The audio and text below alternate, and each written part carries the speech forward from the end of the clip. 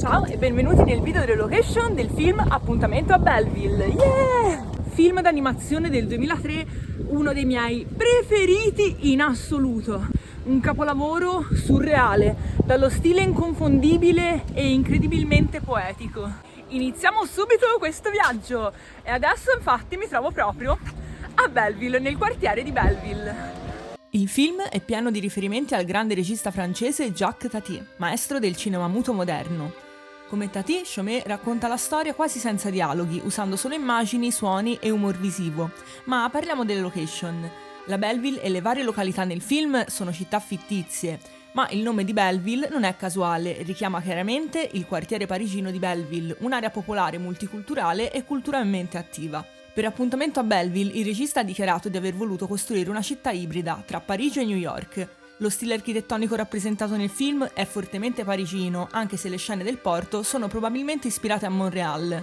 Durante la produzione del film, Chaumet ha collaborato con studi canadesi. Una buona parte dell'animazione è stata realizzata in Quebec, a Montréal, una città che potrebbe aver influenzato visivamente molti aspetti delle scene al porto del film. Ma i protagonisti non vivono nel vero quartiere di Belleville e la nonna non seguirà suo nipote nella vera Belleville. Il nome del film è un omaggio, ma le città che vediamo sono luoghi fittizi ispirati a Parigi, New York e forse anche Montréal. Qui siamo al Parc de Belleville ed è proprio qui che ci tenevo a iniziare questo video.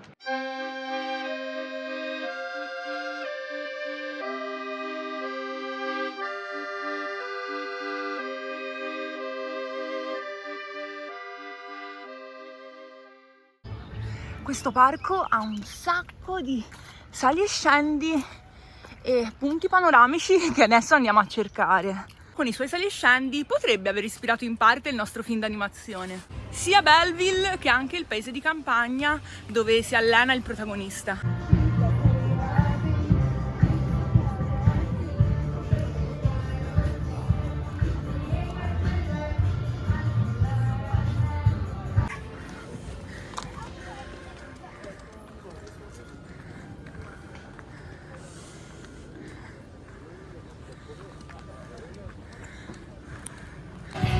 C'è anche un concertino, ragazzi.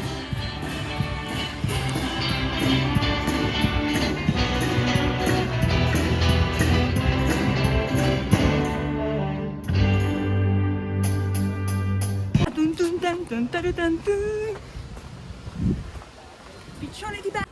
E già che ci sono, curiosità, il brano Belleville Rendezvous è stato nominato agli Oscar come miglior canzone originale. E la colonna sonora usa realmente oggetti quotidiani come strumenti, ad esempio ruote, bicchieri, fogli di giornale.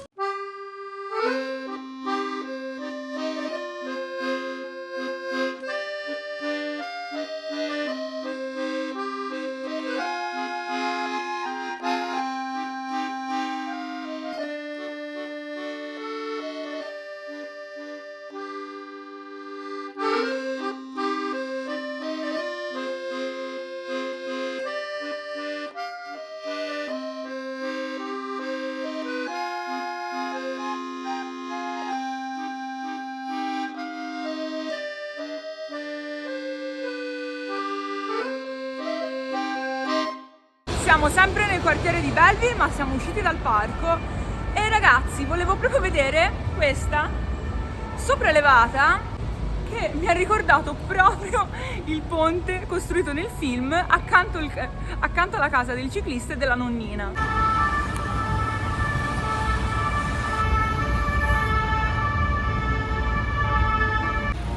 E me l'ha ricordato tantissimo, cioè vedete questa architettura invasiva. E quindi ho fatto un po' di ricerche e molti aspetti, ragazzi, sono davvero molto simili, ha tantissime cose in comune con la pellicola. Potrebbe aver ispirato in parte alcuni elementi del film. Il viadotto sopraelevato della linea 2, costruito nel XIX secolo, è una struttura in ferro molto imponente, che attraversa vari quartieri, inclusa la zona di Belleville. Sembra quasi volerli schiacciare, no? E non solo, anche quando la nonnina arriva a Belleville, l'architettura sembra volerla schiacciare.